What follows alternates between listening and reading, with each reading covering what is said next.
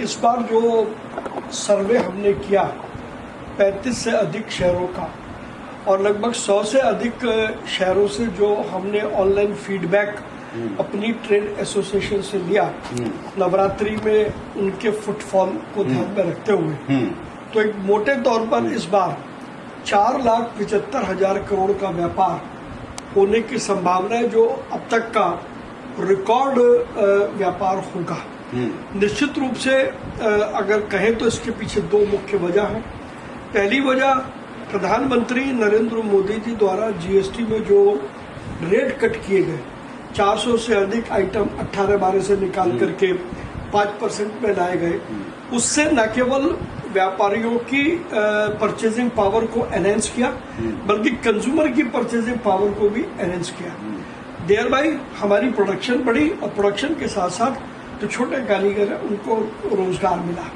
वहीं दूसरी ओर जो प्रधानमंत्री जी ने स्वदेशी की कॉल दी है, वो कॉल देश के गांव-गांव, कस्बे-कस्बे में गई है और इन दोनों फैक्टर्स को यदि हम क्लब करते हैं तो बाजार में परचेजिंग सेंटीमेंट जबरदस्त है।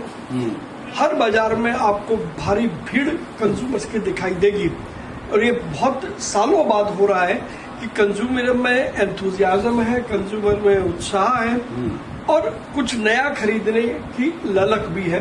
इसीलिए ये 4,75,000 करोड़ रुपए का होने की संभावना है। इसके साथ साथ जो सर्विस सेक्टर है, इवेंट ऑर्गेनाइजर्स हैं, इस तरीके के जो लोग हैं, पैकेजिंग एक बड़ा सर्विस सेक्टर है, वो व्यापार अलग होगा। वो व्यापार अलग होगा, यानी क्वांटम काफी ज्यादा होगा। तो क्या हम कह सकते हैं कि भारत के इतिहास में जो ये दिवाली सीजन है पूरा, वो अब तक का सबसे बड़ा इकोनॉमिक इवेंट होगा? आजादी के बाद अब तक का सबसे बड़ा ये आर्थिक मेला इसको माना जा सकता है।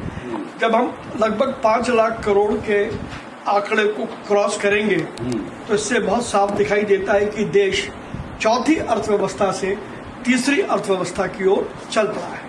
एक दुविधा है दिवाली के डेट को लेकर, काफी चर्चा आपने भी सुनी होगी, देश भर में चल रही है, 20 को होगी, 21 को होगी। व्यापारी किस दिन दिवाली मनाएंगे? देखिए, काफी प्रकांड विद्वानों से चर्चा करने के बाद ये तय हुआ है, क्योंकि अमावस्या और प्रदोष काल केवल 20 अक्टूबर को है, जो कि शास्त्र कहते हैं कि उसी दिन दिवाली मनानी चाहिए। तो देश भर में व्यापारी 20 अक्टूबर को ही दिवाली मनाएंगे। हमसे बात करने के लिए आपका बहुत बहुत शुक्रिया।